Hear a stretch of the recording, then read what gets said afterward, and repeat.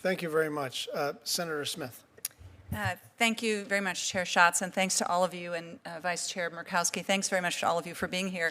Mr. Spaan, I think that your testimony sort of touched on everything that I'm hoping we can accomplish in the Native Farm Bill, so I really appreciate that. And let me just dive in a little bit on this question of self-governance. And Ms. Fain, I'm going to come back to you too. So I think that the history of self-governance and self-determination has really proven that tribes are the best stewards of federal resources. And so what we did in the last Farm Bill was to include the first ever self-governance programs at USDA. I want to thank Senator Hoeven and others. A lot of us worked on that in the pilot project for FDIPR. But now the question is, how do we build on this and how do we take it to the next level?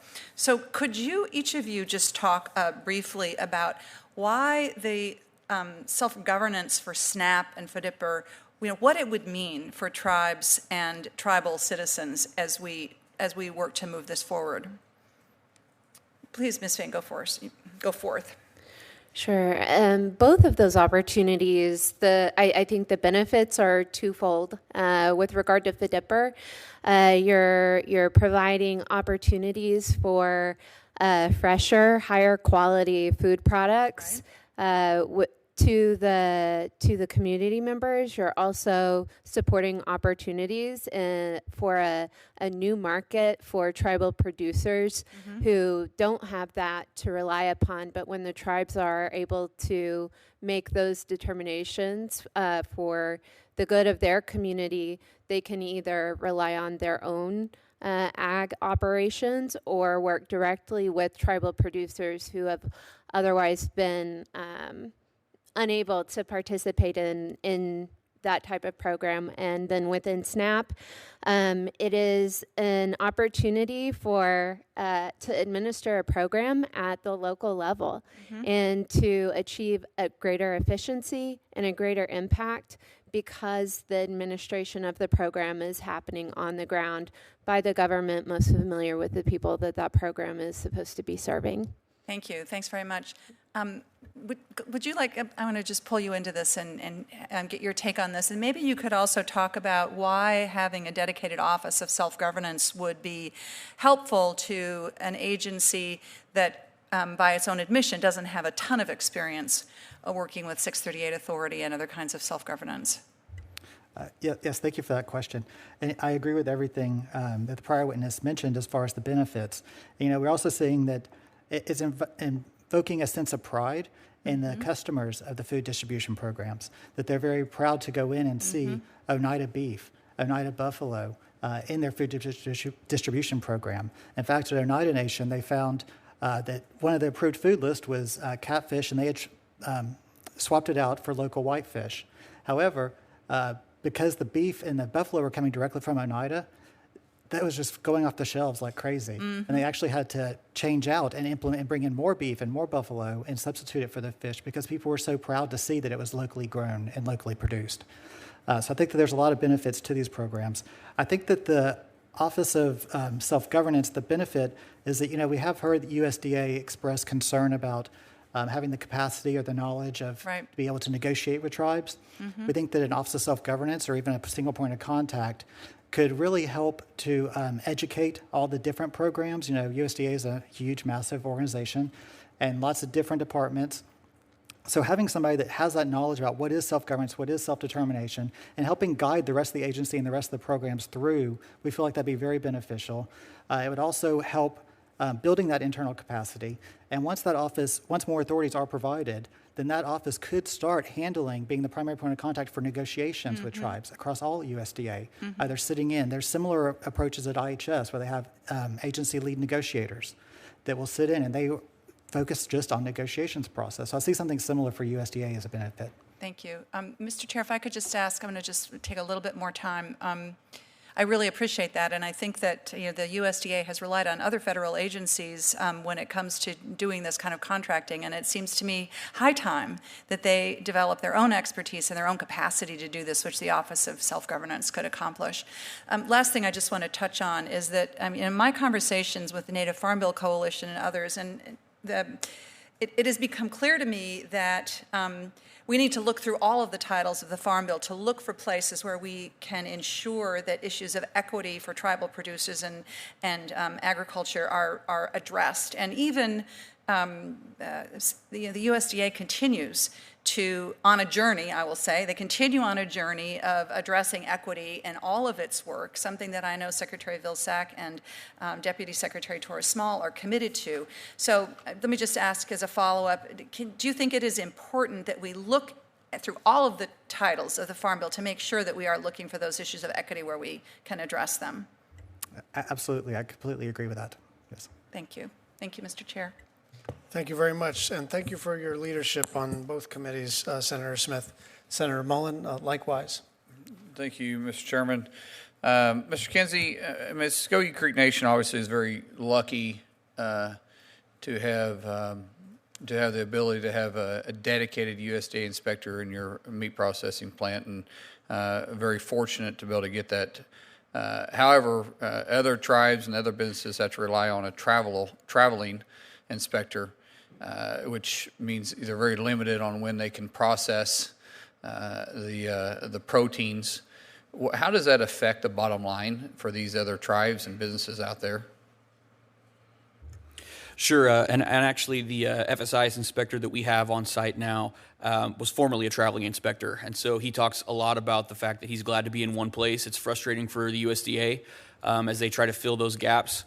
It's hard to project for the businesses, so because I have an inspector on site every day if we need them, I can set our schedule, whether that's bringing in new producers or our own livestock from the ranch. I'm a little more easily able to forecast that need out. It helps with staffing because, I'm not going to have a bunch of guys standing around all day because someone couldn't show up or because another plant needed the inspector.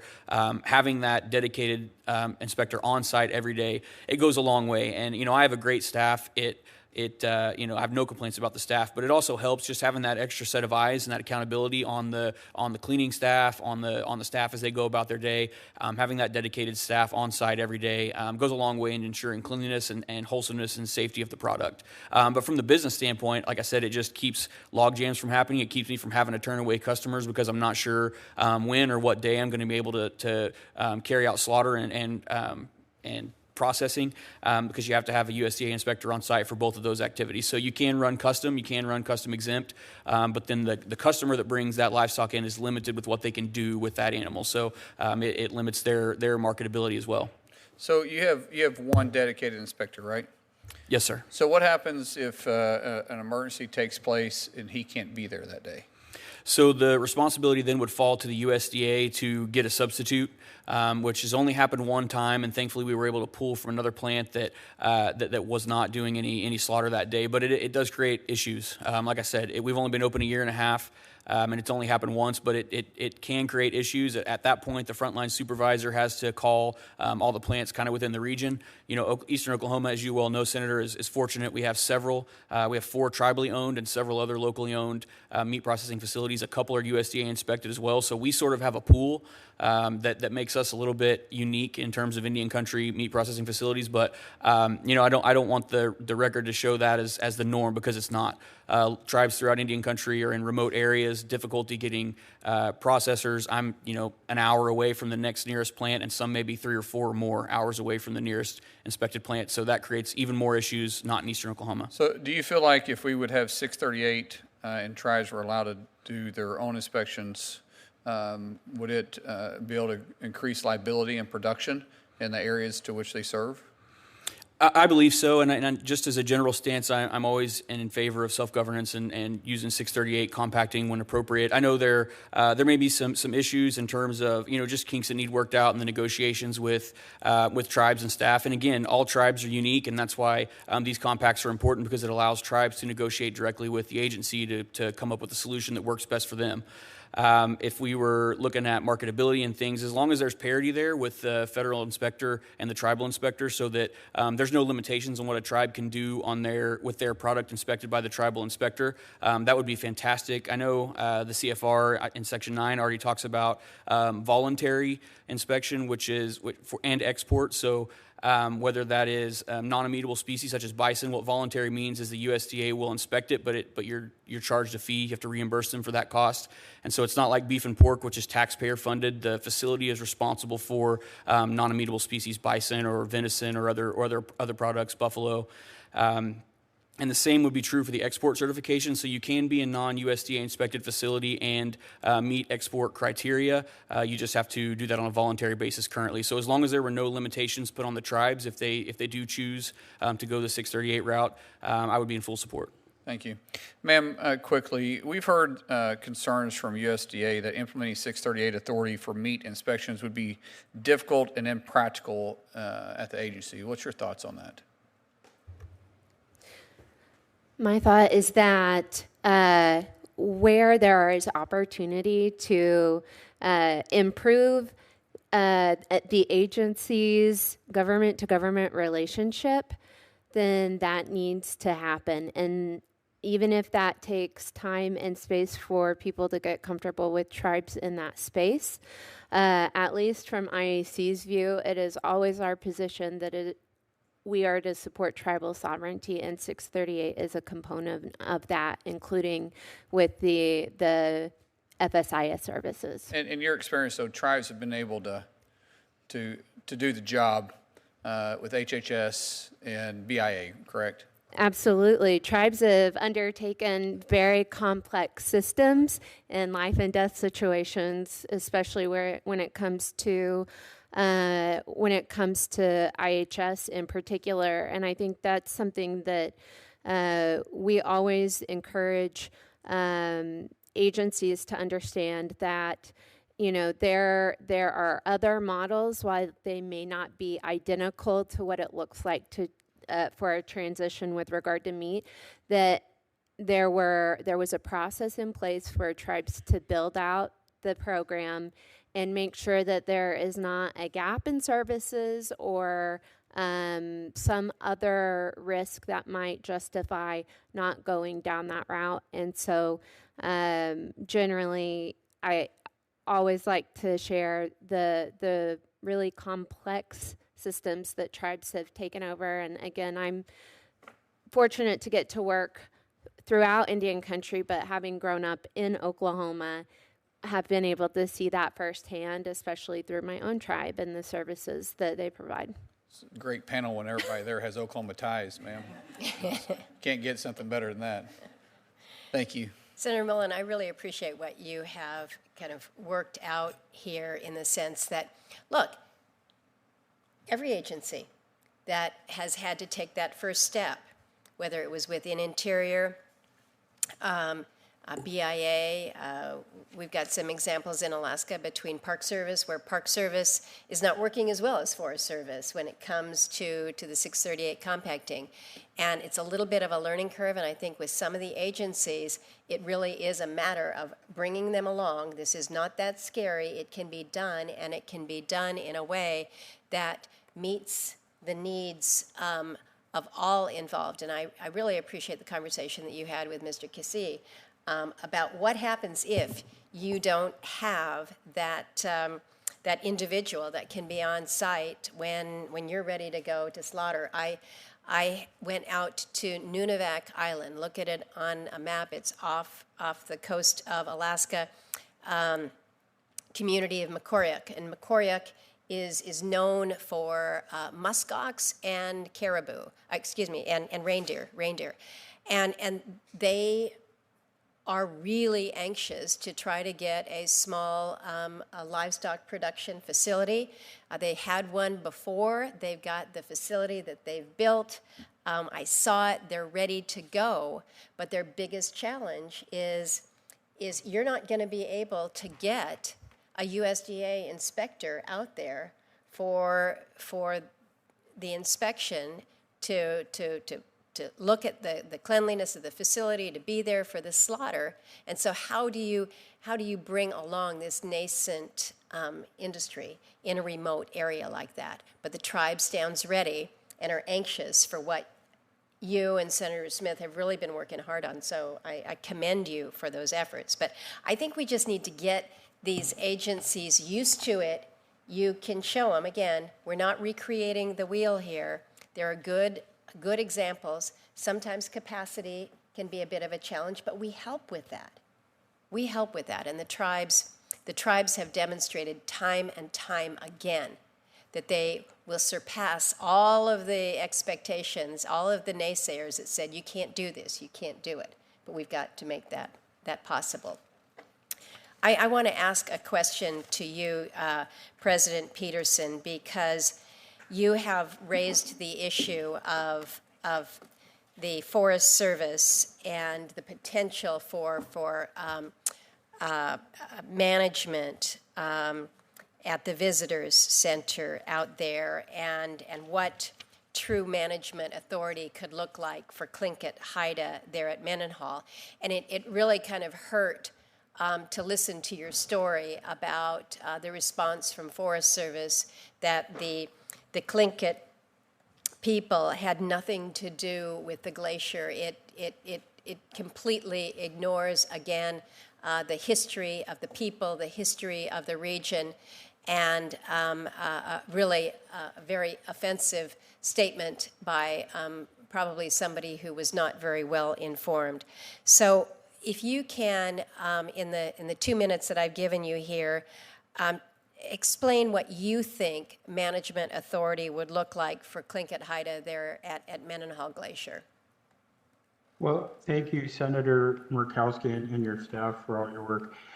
To me, I think that co-management, what that looks like for us is coming in and really taking over the tours, hiring, staffing, and making sure that everybody has that base education and understanding of not only the area,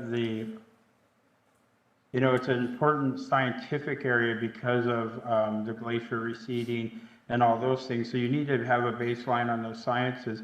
But it's incredibly important also to have the true history of the area, the people of the area, and to understand that. So when those visitors come and are looking for that experience, that we're able to fully give that experience. And so we're looking at not only those staffing needs, but also for all the maintenance and infrastructure needs there as well, so that we're there offering a first-class experience to our nation's resources.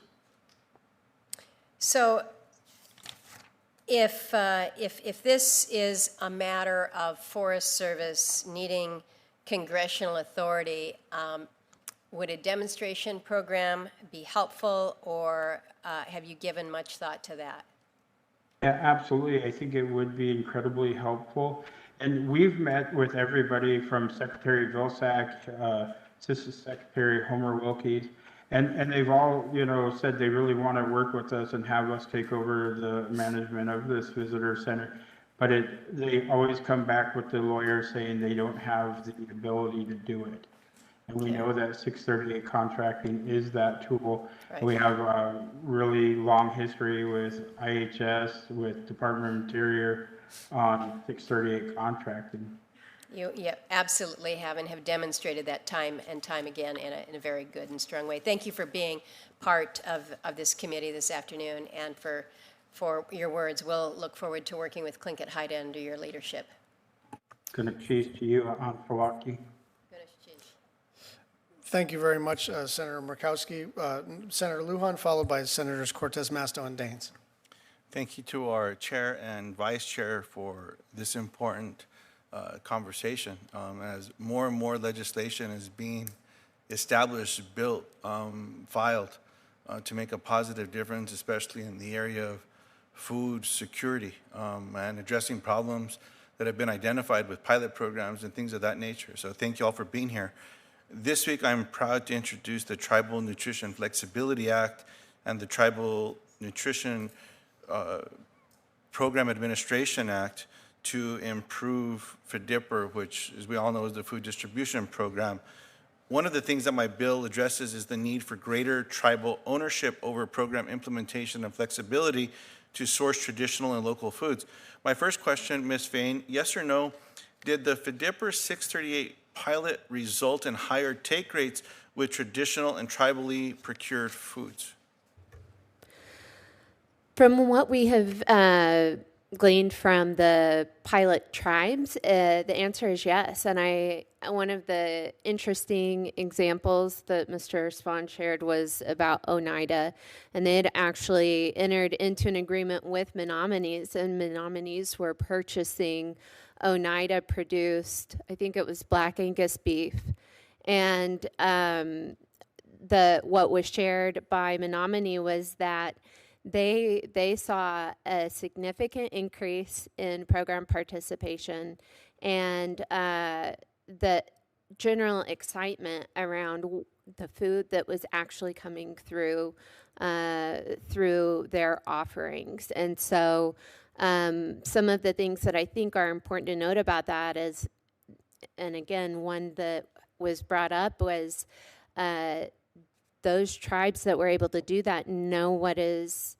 the right type of food for the region they're in. I believe it was Mississippi Choctaws replaced some of the vegetables in their package with vegetables that are more appropriate for Mississippi and the southern region of the U.S., whereas tribes that haven't been able to participate in that program, some we have heard from, especially in the Great Plains region, where they're like, we have a whole lot of whitefish left over.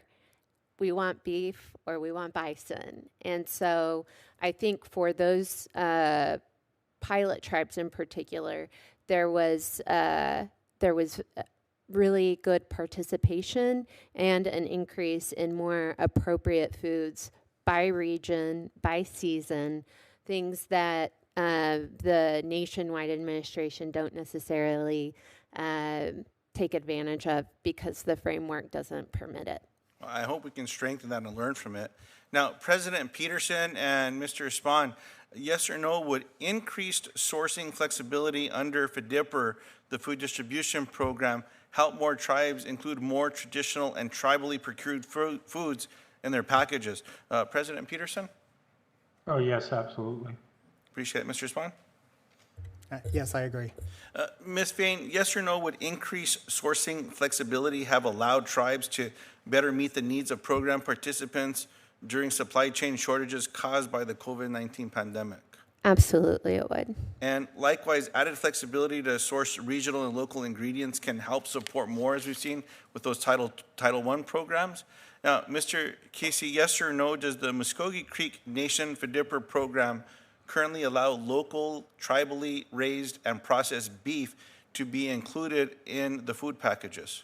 No, not yet, Senator. I hope we can fix that. And yes or no, would you agree that added flexibility to include these types of locally and regionally produced products is important to address food insecurity? Absolutely. I appreciate that very much. Ms. Fain, yes or no, do you agree that the federal government should remove the cost match for tribes administering FDIPR on tribal lands? Yes, definitely. Well, I appreciate that very much. And another bill that I've been proud to work on, I'll enter this into the record, Mr. Chairman, and to our vice chair, is around farmer-to-farmer education, which would allow the USDA to contract with tribes and state-based organizations to provide technical assistance, outreach, and improve access to these conservation programs. These are important, but we need to ensure that everyone can access them. And by working with USDA and with state partners, I believe that we'll only grow those opportunities as well. So thank you for the time today, and I yield back. Senator Cortez Masto. Thank you, Mr. Chairman. Let me stay on the same vein of conversation, because I do appreciate my colleague, Senator Lujan, for what you're doing with respect to the food insecurity that I see amongst my tribes in Nevada and that I'm hearing across the country. We do know that there's about 1 in 4 Native Americans experience food insecurity compared to 1 in 9 Americans. I do believe, and I think everybody here believes, that the federal government, Congress, has an obligation to really uphold our trust responsibility to support tribal members and work with tribes and tribal communities to ensure that their basic needs are met. One anomaly that has come to my attention, and this is why Senator Murray and I have introduced legislation, is that a tribal member's inability to use SNAP and FDIPR within the same month cannot occur, right? And so I would, if you can touch on this, maybe Mr. Spaan or any panel member, what impact does this have on our tribes when they are limited to one or the other and they cannot utilize them in the same month, unlike in other areas that we have allowed that to occur? Yes, Senator, thank you for that question. I believe that the statutory prohibition really limits tribes in being able to develop comprehensive approaches to address food insecurity in their communities. You know, the Self-Determination Demonstration Project through FDIPR has been wonderful in providing tribes with additional flexibilities that they need to implement those programs appropriately. But there's still emergency situations, there's still unpredicted growing seasons, things that can occur where it can displace some foods that are intended for a food distribution program. And in those cases, it'd be nice for tribes to have that option of incorporating SNAP benefits. So whenever they need to, they have these different tools in their toolbox that they can pull upon to devise the best approach for addressing the issues in their local communities. Well, thank you. And this week, Senator Murray and I introduced legislation to reduce that tribal food insecurity by allowing tribal members who qualify for the Supplemental Nutrition Assistance Program, SNAP, and the Food Distribution Program on Indian reservations to use both programs in any given month. And let me just ask, does anybody disagree that that is necessary or not necessary? Would everybody agree that this is an important piece of legislation? Ms. Fain? Yes? It definitely is, and I just want to highlight the current prohibition. It doesn't acknowledge the realities of many tribal members who, due to school or jobs, may be within 1 month on the reservation and may be in a more urban area where they're forced to choose a program that they may not be able to have access to later in the month because of the more kind of mobile nature that a lot of us live in today. So, Correct. Anyone else? Thank you, Senator. I would just like to touch on my experience in the retail space because the Muscogee Nation does have both the FDIPR program and the retail space, which accepts SNAP. We're sort of uniquely positioned, and I have had conversations with tribal citizens who come in the shop and have lamented the fact that if they were to stop FDIPR, there would be a month or more lapse in their benefit. So not only would they not be able to receive the benefit that month, but they would have to go a full additional month or even longer before they were able to utilize their SNAP benefits, and that really hurts. And overall, it affects the stretch of a dollar because we've had a few sales where they could have gotten more food for the benefit cost if they would have been able to come to the plant and utilize SNAP that month as opposed to going to the FDIPR program. And like I said, it fluctuates. A lot of months, the FDIPR program, they get more food to feed those families, but in certain times, it would be fantastic if they had the flexibility to be able to switch over without having to stretch a month or even longer without any benefit. Thank you. And thank you, because let me just say, my understanding, there are currently estimated 276 tribes that receive benefits under FDIPR. In the fiscal year 2020, the program served 75,000 Native American adults and children each month. And according to the 2009 Urban Institute study, 87% of FDIPR participants are eligible for SNAP. And so this would make a difference for so many of our communities. So I thank you. Thank you for being here. And I'll yield the remainder of my time. Thank you, Mr. Chairman. Thank you very much. Senator Daines. Chairman Schatz, thank you. And thank you, Ms. Fain, for being here to represent the Intertribal Agricultural Council, which is headquartered in Billings. That's where my mom and dad grew up. My dad literally married the girl next door from Billings. It's always a pleasure to highlight the important work being done back home. Farming and ranching, as we all know, is truly the foundation of our economy in Montana. It's our number one economic driver. It's our Montana way of life. And it also plays a very important role in our tribal communities. As the Senate crafts the Farm Bill, it's important to ensure that Montana's tribal ag producers and their voices are heard, supporting crop insurance, promoting ag research, protecting drought and disaster relief programs, and maintaining important conservation programs are a few of Montana's biggest Farm Bill priorities. The Farm Bill also provides a great opportunity to advance important forest management and conservation reforms. We're already well into fire season. It was the time of year when I'm making those phone calls back to folks on the front lines, to forest supervisors, spending time in them back home on the front lines, getting updates on these fires. They're already burning in a significant way in Montana as we speak.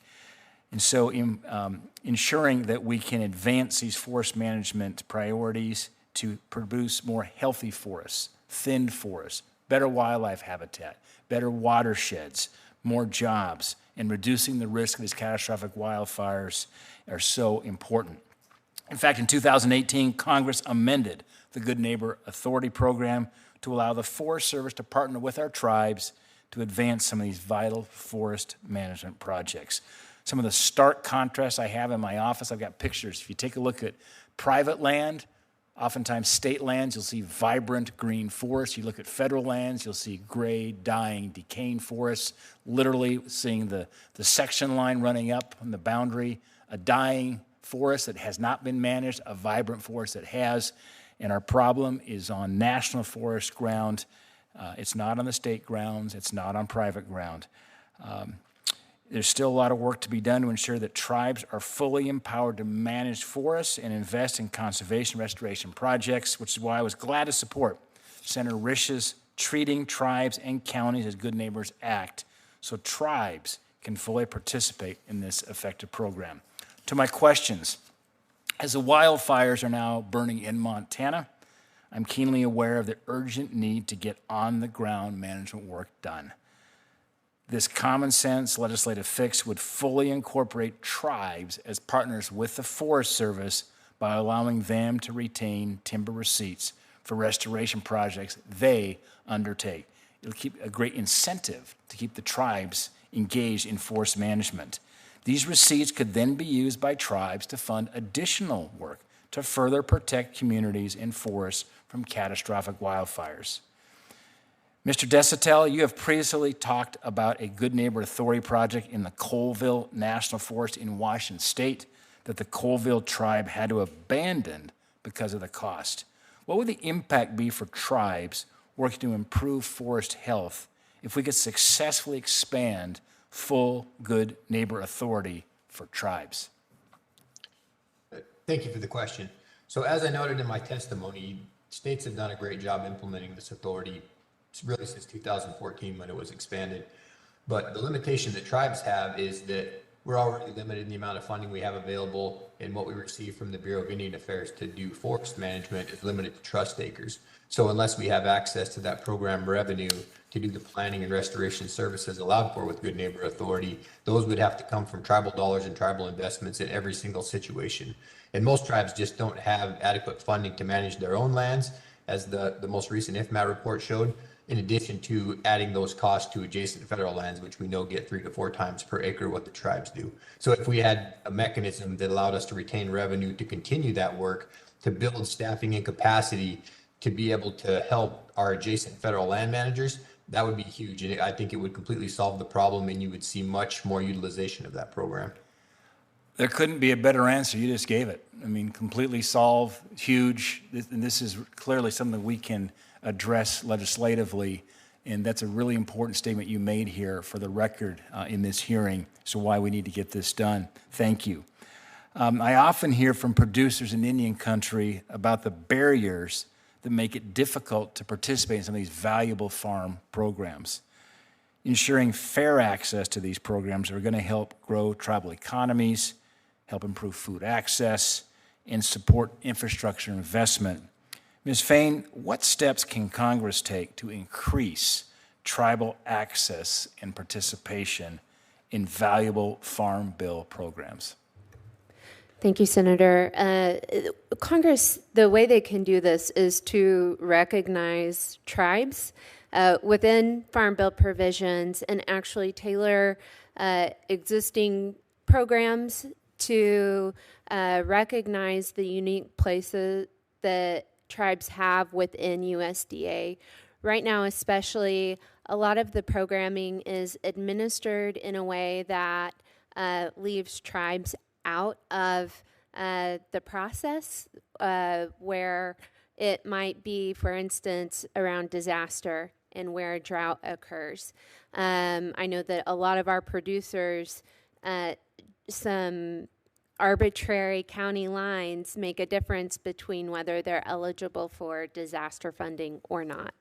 And it's not reflective of the fact that they are operating on tribal lands and a reservation as a whole, instead of within a county that depending on where the weather monitor is, may not account for where they are within the reservation. And so being careful and mindful of how these programs are reaching tribal producers, or alternatively aren't, because they haven't been designed for input from tribes and individual producers, is an important step to making sure producers do have that same type of access that their neighbors do, who aren't necessarily operating on tribal lands.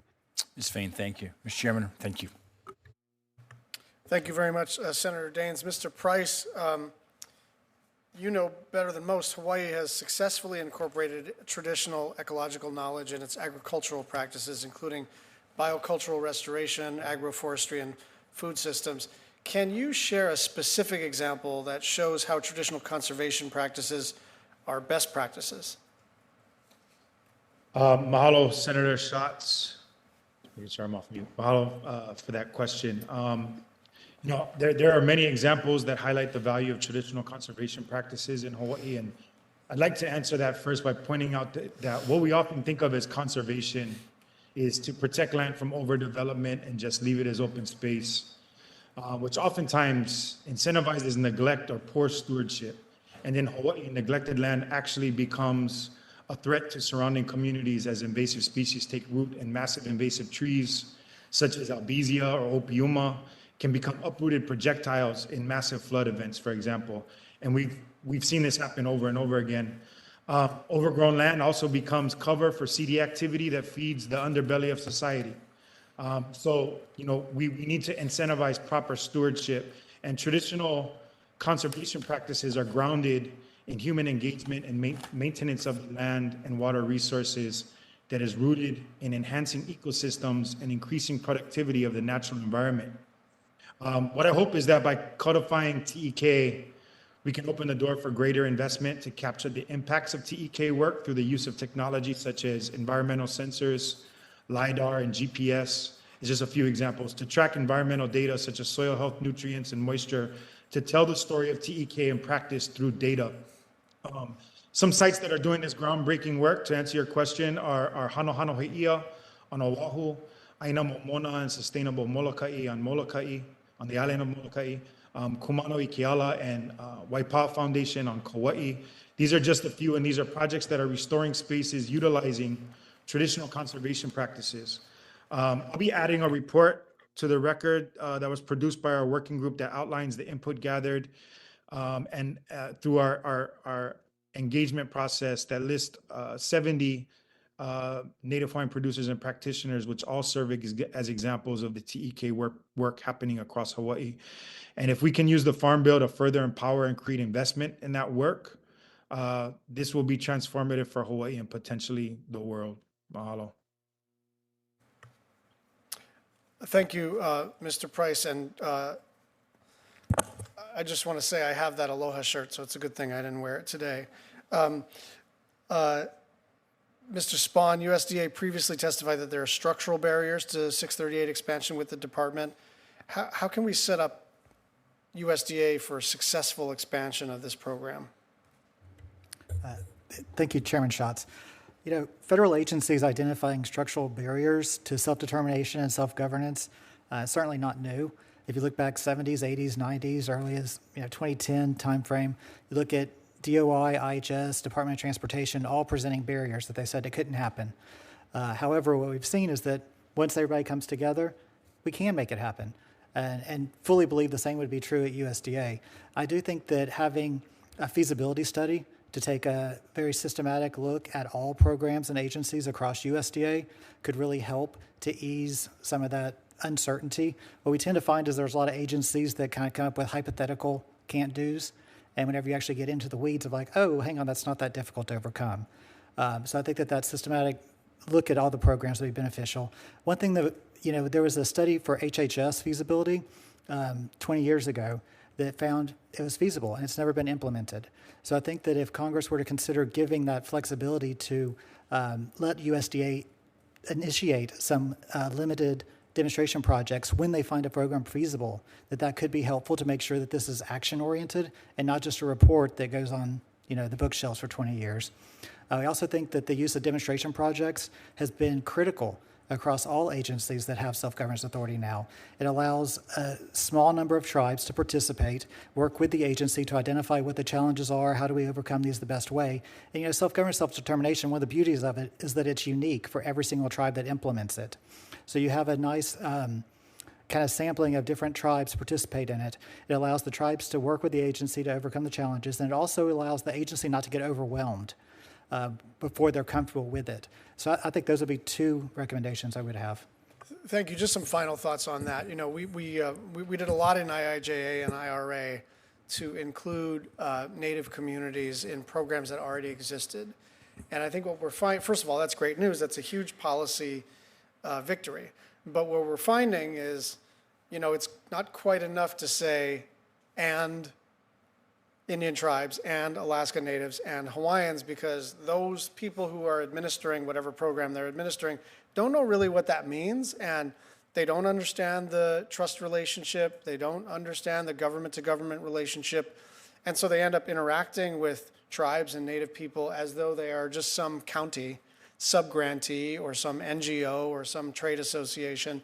And so I think first of all, we have a long way to go to enact a farm bill and all of these provisions in it, but we really have to track implementation, because it's not someone's fault if they work at USDA all their lives and they haven't actually had to interact with tribes because it hasn't been public policy yet. So I just have a real keen eye towards implementation and seeing Department of Energy, some of these civil servants, longtime civil servants, are just not familiar with the relationship. And I don't want to have a couple of years of failure and then we all point our fingers in the air and why aren't you doing this? I think we have to have an eye towards how hard it's going to be to get agencies that are not accustomed to interacting with sovereigns to do so. So if they're, I thought Senator Murkowski was to say something. That was just a cough. If there are no more questions for our witnesses, members may also submit follow-up written questions for the record. The hearing record will be open for 1 month. I want to thank all of the witnesses, both in person and online, for their time and their testimony today. This hearing is adjourned.